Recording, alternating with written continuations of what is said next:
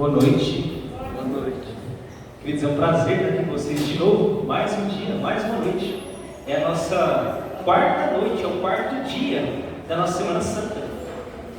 O título da Semana Santa deste ano, ele não está aqui, ele não está no túmulo. O amor vive. Então, cada dia a gente tem que falar alguma coisa sobre amor, sobre o amor de Jesus, algum aspecto específico, Ontem, por exemplo, a gente falou sobre o amor que insiste, que não desiste, A gente mudou aquelas parábolas lá, do filho pródigo, da ovelha perdida, da dracma perdida, Onde o pai, a mulher, o pastor insiste, não desiste de procurar o objeto que está perdido. Hoje, o título da nossa apresentação, do nosso sermão, é o amor que vive na adoração. E a gente vai começar lendo, queridos, um texto do livro de Hebreus. Então, vou convidar que você abra a tua Bíblia lá no livro de Hebreus, para a gente ler o texto hoje.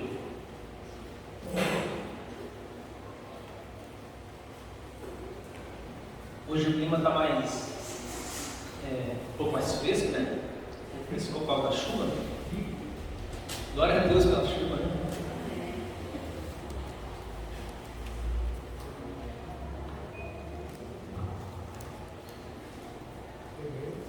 Hebreus, a gente vai abrir Hebreus lá no último capítulo, capítulo 13.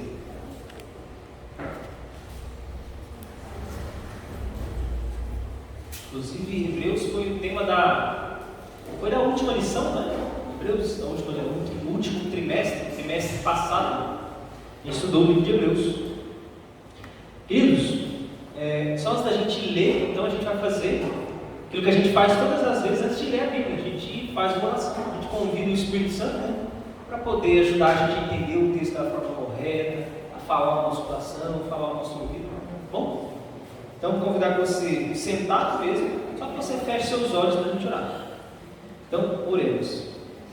Pai, obrigado pela oportunidade de estar na tua casa mais uma vez, ainda mais num dia que está mais fresco, Choveu aqui em Braba, diminuiu um pouco o calor. Por favor, Pai, eu quero lhe pedir que Teu Santo Espírito possa trabalhar em nosso coração. A gente vai ler a palavra, e que o mesmo Espírito que inspirou os profetas, esteja presente aqui hoje, falando aos nossos ouvidos, falando ao nosso coração, nos convencendo do pecado, da justiça e do juízo. Por favor, Pai, que a gente possa ouvir a Tua voz através da Tua palavra, que é a Bíblia. Em nome de Jesus, amém. Amém.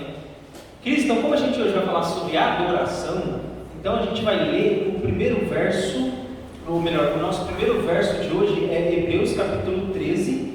A gente vai ler o verso 15. Olha o que vai dizer o verso 15.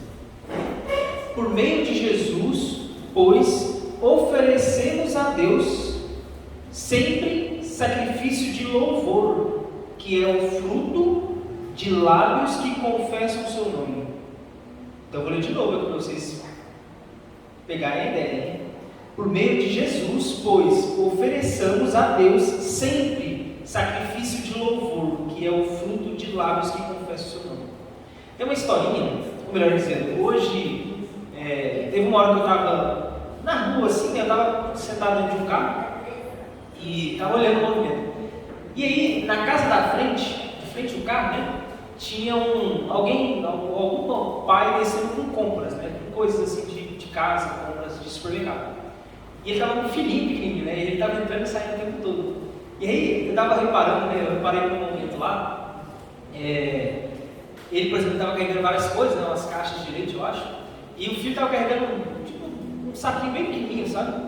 E é curioso que eu fiquei pensando naquilo, que aquela criança, ela não tem a utilidade de ser um carregador, O pai não precisa dela para carregar um saquinho, Porque eu estava até pensando comigo, cara, se aquele saquinho que a criança estava carregando, que eu não sei o que era, então vamos supor que seja um saquinho de biscoito, se tivesse em cima das caixas de leite que o pai está carregando, não faria diferença nenhuma para o pai.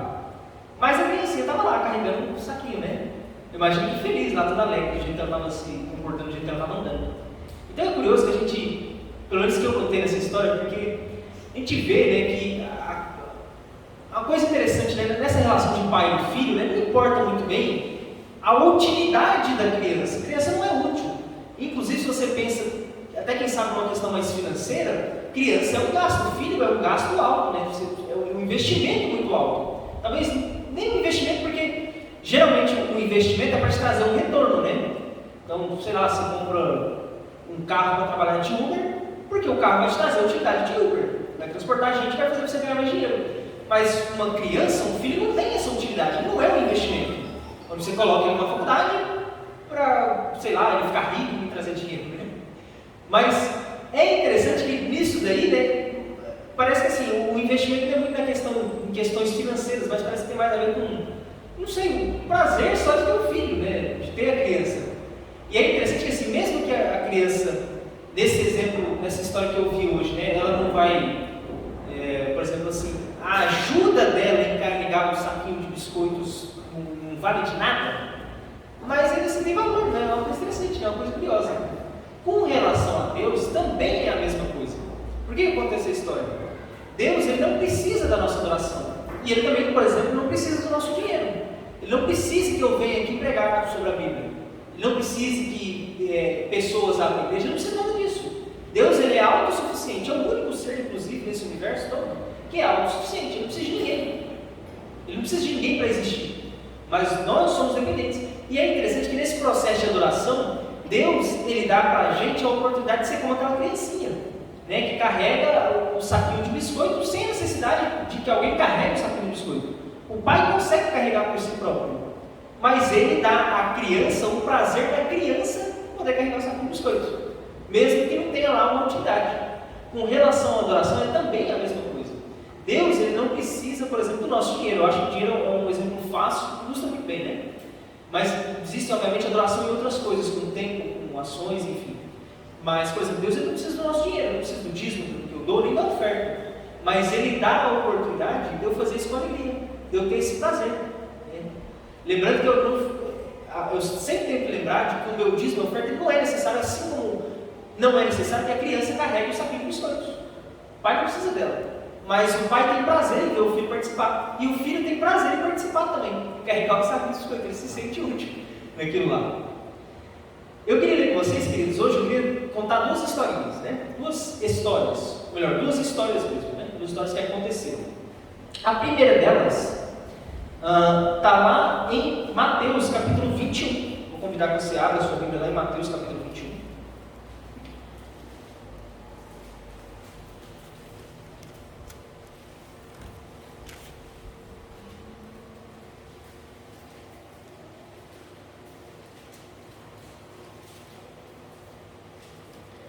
Há uma probabilidade, queridos, muito grande de que, ou melhor, essa primeira história que eu vou contar, de Mateus 21, a gente crê, ao que tudo indica, ela aconteceu no domingo que Jesus teve aquela entrada triunfal em Jerusalém, né? Lembra? Se você ler um pouquinho de cuidado, por exemplo, no capítulo 21 de Mateus, a gente vai ler o verso 21, né? Mas no primeiro verso é um subtítulo, né? A entrada triunfal de Jesus em Jerusalém. Ou seja, essa história, tanto essa primeira história quanto a segunda, ambas aconteceram na última semana de Jesus. Essa primeira aconteceu no domingo, e a segunda história que eu vou contar daqui a pouco, a gente vai chegar lá, ela acontece numa terça-feira. Então, uma coisa curiosa, né? Tem que ter um paralelo, né? Hoje, terça-feira, da Semana Santa, e a segunda história vai acontecer na terça-feira também. A primeira história que eu quero ler com vocês, que está no capítulo 21. A gente vai ler a partir do verso 14, olha o que vai dizer. Vieram a ele no templo cegos e coxos, e ele os curou. Mas vendo os principais sacerdotes e os escribas as maravilhas que Jesus fazia, e os meninos clamando, Hosana ao filho de Davi, indignaram-se e perguntaram, ouve o que eles estão dizendo? E respondeu Jesus, sim, por acaso nunca lestes? Da boca de pequeninos e crianças de peito tirastes perfeito louvor. Então, que coisa interessante, né? Que história interessante, né? Várias pessoas vão até Jesus porque estão doentes, e Jesus cura aquelas pessoas. E até as crianças, né, os pequeninos louvam a Jesus, né? Hosana, o filho de Davi e tal. E é interessante assim, a reação de algumas pessoas, de alguns líderes que estavam ali, porque eles falam assim, você não vê, eles ficaram indignados, né? E para mim não faz muito sentido, mas eles ficam indignados com aquilo. E eles falam assim, não está vendo o que eles estão falando? E eles falam assim, da boca dos pequenos sai o perfeito louvor. Dessa eu queria tirar algumas lições que eu acho que são muito boas, para ser exato, 3 lições. A primeira delas é que, quando a gente olha para as crianças, eu acho que elas retratam muito bem como deve ser ou o que é um cristão nas mãos de Deus, né? O sujeito, o filho de Deus. Porque as crianças, elas são completamente dependentes dos pais, elas não são autossuficientes, né? Por mais que nós adultos às vezes achamos que somos autossuficientes, né? Mas a gente é dependente de muita coisa, né? Mas as crianças são mais ainda, elas dependem mais ainda, são completamente autodependentes. Mas é curioso que as crianças, elas são satisfeitas, simples e felizes com o que tem, né? Pouco antes de começar o culto, quando o Beto chegou com a van, né? Saiu uma criançada lá de Dava, né? E as crianças estavam tudo correndo por aí, brincando, né? Aquela bagunceira toda. E é interessante que elas têm essa visão simples da vida, né? A gente que é adulto que complica demais as coisas, não sei por que, muito bem, né? Uma coisa da nossa sociedade, mas as crianças têm a vida de uma forma muito simples. Eu estava pensando comigo mesmo ali, né? Cara, elas estavam brincando num passeio que não tem nem luz direito, né? Porque tem a árvore e a luz não bate direito, né? Mas estavam lá, correndo, brincando, né? Estavam alegres, né? Então, isso é uma coisa interessante, como as crianças têm essa simplicidade de enxergar a vida.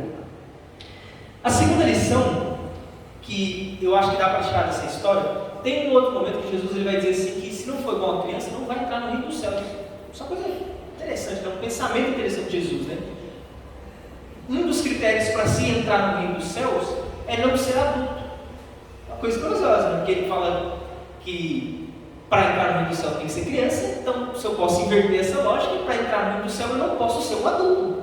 Não posso ser como um adulto, eu tenho que ser como uma criança. Talvez na simplicidade, talvez na felicidade, né? Enfim.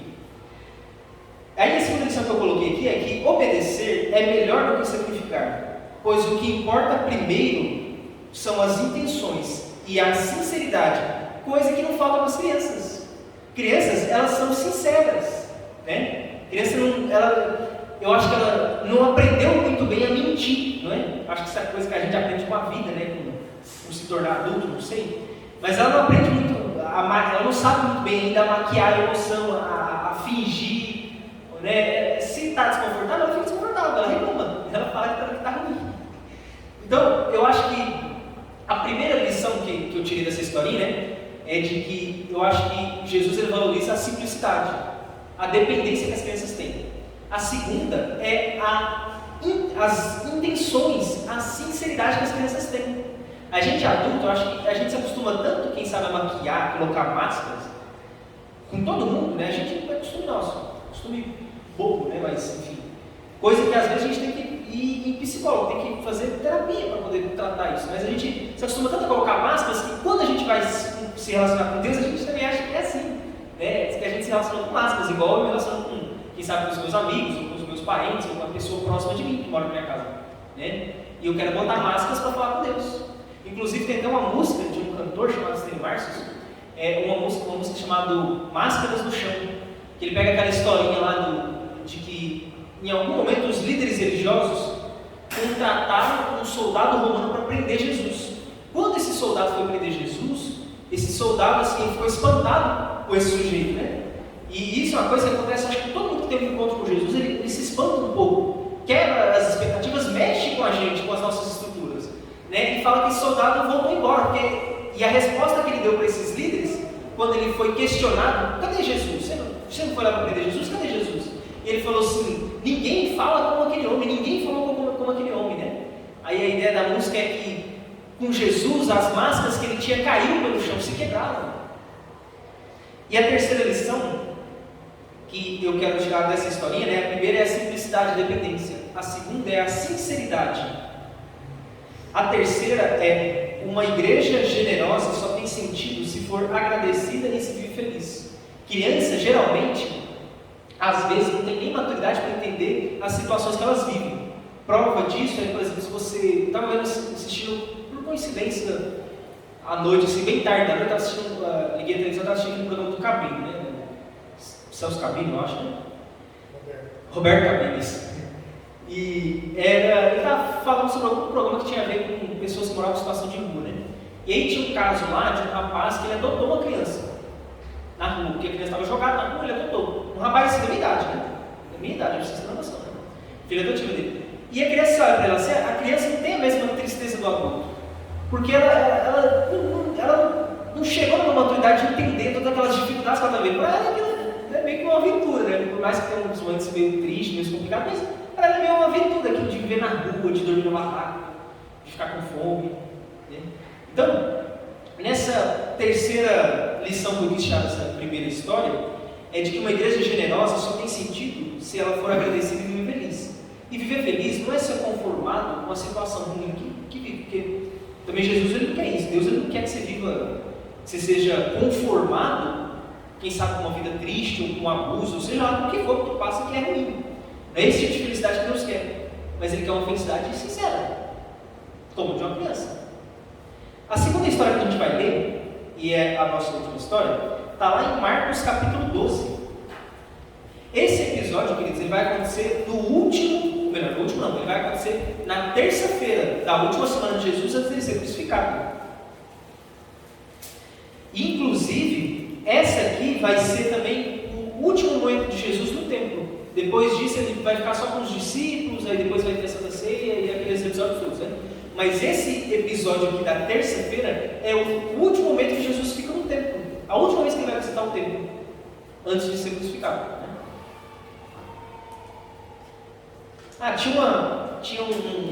Eu queria ler um versinho que eu peguei aqui. A Claudinha leu aqui uma poesia aqui no início, né? E antes que eu soubesse que você falaria uma poesia, falando sobre o Rubem Alves, a Adélia Prado, falando sobre crianças, né? Tem um verso dela que eu achei muito legal, que ela fala o seguinte, olha, é uma reza dela, para falar a verdade, né? Ou uma oração, né? Ela vai dizer assim: meu Deus, me dá 5 anos, me dá a mão, me cura de ser grande, quero voltar para as crianças. Né?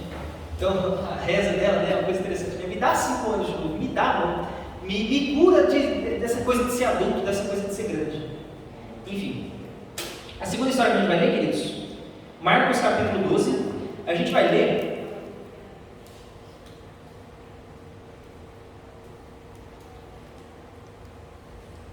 a partir do verso 41. Lembra, queridos, que essa é a última vez que Jesus visita o templo, terça-feira da Semana Santa. Vai dizer o seguinte: assentado diante do gasofilácio era um lugarzinho, era uma caixinha onde eles colocavam as ofertas, os dízimos, isso era o gasofilácio. Observava Jesus como o povo lançava ali o dinheiro. Então, olha que palavras interessantes. Observava Jesus, o povo, né, como o povo lançava dinheiro. Ora, muitos ricos depositavam grandes quantias. Vindo, porém, uma viúva pobre, depositou 2 pequenas moedas correspondentes a um quadrante. E chamando os seus discípulos, disse-lhes: em verdade vos digo que esta viúva pobre depositou no gasofilácio mais do que fizeram todos os ofertantes, porque todos eles ofertaram o que lhes sobrava. Ela, porém, da sua pobreza deu tudo quanto possuía, todo o seu sustento. É interessante essa mulher, esse personagem é uma viúva pobre. Pensa, queridos, que na época de Jesus, viúva era uma classe que sofria bastante, era uma classe muito oprimida. Por isso que Jesus ele dá tanta atenção para esse grupo e ele dá ordens sérias à igreja de que se deve cuidar desse tipo de gente, das ofertas, das viúvas. É interessante que ela vai dar a oferta dela, o texto diz que é equivalente a um quadrante. E aqui eu vou contar para você o que representa um quadrante. Um denário no tempo de Jesus, ou uma dracma, vale um dia de trabalho. Então, se você trabalhar um dia, você pode ganhar ou um denário ou uma dracma. Por que existem 2? É comum na época existir vários tipos de moeda. Moedas na época eram pedaços de metal. Não é hoje em dia igual, por exemplo, porque hoje em dia, se você pega uma nota, aquele pedaço de papel não vale R$2, ele vale simbolicamente R$2, né, para o governo. Mas se você for vender aquele papel, se você, sei lá, triturar em um liquidificador, amassar, secar, e for querer vender aquele papel em algum lugar, não vale R$2, né? Que não é um valor simbólico. Na época de Jesus, não. As moedas valiam aquele peso lá. Então, por exemplo, se tinha uma moeda grande, ela valia um grande valor. Se tinha uma moeda pequena, valia pouco. Então, na época de Jesus, se você trabalhasse um dia, você poderia ganhar um denário ou uma dracma. Um quadrante valia, eu não sei nem falar essa fração, mas se você pegar um denário, um dia de trabalho, e dividir por 60 partes, o quadrante ele vale uma dessas partes só. De 60 ele vale uma. Então pensa que talvez se fosse R$1, ou melhor, se fosse, imagine que um denário fosse 60 centavos, equivaleria a R$1, essa oferta que essa mulher deu. Ou seja, não é nem uma hora de trabalho que ela deu. Mas é interessante que na visão de Jesus, né, ele fala que essa mulher, a oferta dela, valeu mais do que todos os outros juntos. É curioso que Jesus, como eu li naquele primeiro verso do 41, ele observava o povo, né? E ele tinha os olhos da viúva. A viúva não passou despercebida, né? Provavelmente vocês vão ver daqui a pouco, né? Para os discípulos, eles nem viram aquela viúva. Aquela viúva era invisível aos olhos dos discípulos, era invisível aos olhos da sociedade. Das lições que eu quis tirar dessa história, eu achei algumas interessantes e eu quero compartilhar com vocês. A primeira delas é que, apesar do dinheiro, eles não eram adoradores. Apesar do dinheiro que eles depositavam no gasofilácio, né, ou ali no lugar onde se colocavam as ofertas, aquelas pessoas, aqueles homens ricos, não eram, no critério de Jesus, não eram adoradores. Não eram. O dinheiro deles não o categorizavam como adoradores. É interessante, e eu peguei esse insight de uma outra pessoa, né, que ele dizia assim, o pastor, a gente não dá a Deus o que a gente tem, a gente dá o que a gente é. Aqueles homens davam o que tinham, por isso que eles não eram adoradores. Mas a mulher, ela dava o que ela era. A pessoa dela estava sendo depositada ali, o sentimento, que ela era igual, semelhante à criança, daquele primeiro capítulo que a gente leu. Né? A criança que é sincera, ela deu com sinceridade, com o coração. E para Deus, isso é o que tem valor. Não importa quanto dinheiro você tem, se não há sinceridade, se não há coração, é melhor não dar. Tanto que Paulo chega naquele extremo de dizer, né, lá em Coríntios, né, que ainda que eu dê o meu corpo para ser queimado por outra pessoa, se não tem amor, não vale de nada. Né? Ações, elas devem ser, elas só têm valor se eu dou o que eu sou. Por isso que tem muita gente que é vazia, porque tudo que ela é o que ela tem. Né? Inclusive tem uma outra música também do Stênio Marcius, que eu citei aqui, né? Tem uma música dele baseada naquele capítulo 3 de Abacuque, que é uma poesia muito bonita, que ele fala assim, o coro da música é assim, eu quero ser, não quero ter, eu quero crer, não quero ver. Então assim, não é o desejo dele, né? A ânsia dele não é de querer ter mais, mas é de querer ser mais. Né? É interessante que Jesus ele vai dizer assim, vejam a viúva. Né? Jesus observava e ele fala, está vendo aquela viúva? Ela deu mais do que todos aqueles homens. E se você ler, queridos, lembra a gente leu até o 44, né? Se você pega aqui no capítulo 13, no verso 1, olha o que vai dizer. Ao sair Jesus do templo, disse-lhe um de seus discípulos, mestre, que pedras, que construções. Isso é interessante que os olhos de Jesus, ele está focado aonde? Nas pessoas, no que as pessoas são. E aonde que os olhos dos discípulos estão? No templo, nas construções, no prédio. Então, olha como é engraçado esse texto. Se você ler depois em casa, se você pegar Marcos e ler, por exemplo, lá no capítulo 10, é interessante que tem um momento desse capítulo que os discípulos falam assim, olha Jesus, a gente tem uma pergunta mais do Senhor, né? Aí Jesus pergunta assim para eles, que quereis que eu vos faça? Essa é a pergunta de Jesus. Aí eles vão falar assim, quando o Senhor chegar no céu, o Senhor pode dar, eu posso sentar na sua direita, o outro pode sentar na sua esquerda. Esses são desejos dos discípulos, né? Isso é uma coisa muito curiosa, muito interessante, né? Aí é interessante, se você continua lendo um pouquinho mais para frente, está lá em Marcos 10, tem um homem, o cego de Jericó, e Jesus faz exatamente a mesma pergunta, o que queres que eu te faça? E diferente dele, né? Me dê um lugar no teu reino, me dê uma posição, me dê privilégios, ele fala que eu torne a ver. Né? Então, essas coisas meio irônicas de Marcos, né? Pensa, Jesus, o último está no templo. E a última coisa que ele faz, olha que coisa interessante, aquela viúva, né? Ela deu mais do que todo mundo que está ali. Né? Ela deu o que ela era, não o que ela tinha. E o que ela era muito mais importante para Deus do que ela tinha, do que aquelas moedinhas, do que aquele quadrante. E em seguida os discípulos eles ficam maravilhados não pela atitude da viúva, mas pelo prédio, pelos edifícios, pelas construções. Isso é muito curioso, como mostra onde que o olhar de Jesus está. E o olhar de Jesus, ele está nas pessoas. E é curioso, eu já disse isso em outros momentos, acho que eu disse isso todos os dias, né? Jesus, ele olha as pessoas para além daquilo que elas fazem. E eu citando Rubem Alves, como eu disse ontem, né? É só quando eu olho para as pessoas para além daquilo que elas fazem, é que é possível que eu odeie o pecado e ame o pecador. Porque se eu julgo uma pessoa, se uma pessoa é para mim, eu só consigo enxergar alguém absolutamente naquilo que ela faz, eu corro no perigo de odiar o pecado e odiar a pessoa, porque para mim a pessoa é exatamente o pecado que ela cometeu. E Jesus, ele vai além. Por isso que a oferta, mesmo que pequena, da viúva é muito maior, porque Jesus, ele olha além da oferta. Ele olha para as pessoas para além daquilo que elas fazem. Ele olha para o coração, para a sinceridade. E os discípulos, né, uma coisa muito irônica, né, eles olham para os prédios, que construções, que edifício, que pedras, né? Aí Jesus vai dizer, né, não sobrará pedra sobre pedra. Cristo mede um homem por aquilo que ele coloca em primeiro, gente ou coisas. Provavelmente, né, eu creio que na visão da mulher, gente era mais importante. Na visão dos discípulos, coisas são mais importantes, construções são mais importantes, são mais chamativas. Inclusive, uma coisa interessante, nesse livro do Rubem Alves aqui, tem uma coisa que ele vai dizer. Olha que eu nem lembrei disso aqui agora, acho que foi até o Espírito Santo que falou. Nessa mesma parte que eu li aqui falando sobre crianças, ele vai dizer uma coisa interessante, olha que coisa curiosa.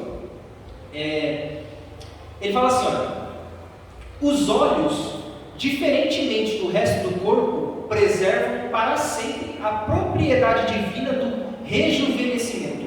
O sábio é um adulto com olhos de criança. Coisa interessante. E o cristão, ele é uma pessoa que tem os olhos voltados para as coisas certas. O cristão, ele não tem os olhos para as coisas, como são os adultos, como é o comum dos adultos. O cristão, ele tem os olhos voltados para as pessoas, né? E não só especificamente para aquilo que as pessoas fazem, né? Porque não é de forma alguma dizendo que o que eu faço não importa, mas é que eu tenho que olhar além disso, tem que ir além disso. Essa foi a última visão de Jesus no templo antes da crucificação. É interessante, uma coisa curiosa, né? Para onde será que ia aquele dinheiro que aquela mulher estava depositando, né? Provavelmente quem administrava aquele dinheiro eram os líderes religiosos, né? E lembra, queridos, quem comprou Jesus foram os líderes religiosos. Talvez aquelas ofertas grandes, ou talvez a ofertinha da viúva, quem sabe até não contribuiu, né? Em certo sentido, com muitas aspas, não fez parte das 30 moedas que compraram Jesus, né? Porque lembra que quem vai pagar Judas é os líderes religiosos, né? E aquele dinheiro do gasofilácio foi para um dos líderes religiosos, eles que manuseavam, eles que cuidavam, eles que gerenciavam. É um desafio diário, queridos. A gente está sempre buscando, quem sabe na visão usando os termos do Rubem Alves, né, ter os olhos de criança. Ou, quem sabe, na visão de Jesus, né, ter os olhos, a visão nas coisas certas. A gente é acostumado a essa coisa da nossa sociedade. A gente cresce assim. A gente aprende a viver assim, a viver uma vida onde você é o que você tem, onde o nosso foco sempre está em mim, sempre está no que eu faço, sempre está no meu ganho, né? E é um desafio tremendo a gente tentar olhar para o outro, tirar os olhos, quem sabe, das coisas, dos prédios, e olhar para as pessoas, ter a visão das pessoas. E é um desafio tão grande quanto esse, não só olhar para as pessoas naquilo que elas fazem, no pecado que ela comete, no erro que ela faz, ou daquilo que ela não deveria ter falado, mas fala. E é um desafio a gente olhar para a pessoa com compreensão. Porque quando você olhar com compreensão, é você saber que a pessoa fez aquilo, e que aquilo tem consequências, mas apesar disso, tentar consertar, tentar conversar, né? Se a gente tem esse tipo de visão, os nossos relacionamentos serão melhores, terão resultados melhores, né? Porque se uma pessoa faz uma coisa que você não gosta, mas você tem a maturidade de entender que às vezes ela não está num dia bom, ou mesmo que ela fez de propósito, mas ela pode mudar, ela pode fazer diferente de uma próxima vez. É um desafio diário sempre fazer isso. E se você entende isso e quer fazer isso, quer mudar de atitude, quer olhar para as pessoas como Jesus olhava, quer ter um relacionamento com Jesus como uma criança, esse é um desafio diário também, né? A gente se colocar nas mãos de Deus, porque se colocar nas mãos de Deus, se tornar dependente de Deus, eu, em certo sentido, deixar de ser dependente de mim mesmo. E que é uma coisa difícil, porque naturalmente nós gostamos de depender só de nós mesmos. Ninguém gosta de depender de outra pessoa. Porque lembra, queridos, eu já disse isso várias vezes, nossa natureza é uma natureza um pouco orgulhosa. E o orgulhoso, ele gosta de ter as coisas sob controle.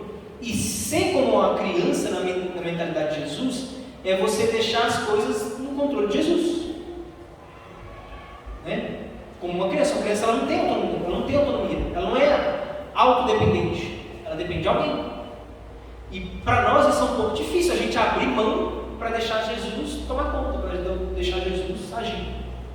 Se você entende isso e quer buscar ser mais dependente de Jesus, ser mais filho de Jesus e ter uma adoração sincera, porque acontece com a gente às vezes, pelo menos comigo, muitas vezes, a gente entra num ciclo de vir na igreja, de orar, de pregar, de trazer dízimo, de fazer N coisas, né? De fazer lição, de ler a Bíblia, num ciclo assim meio robótico, e aquilo já não tem muito mais sinceridade, né? Não tem mais aquela, não sei, simplicidade, a sinceridade que uma criança teria quando brinca.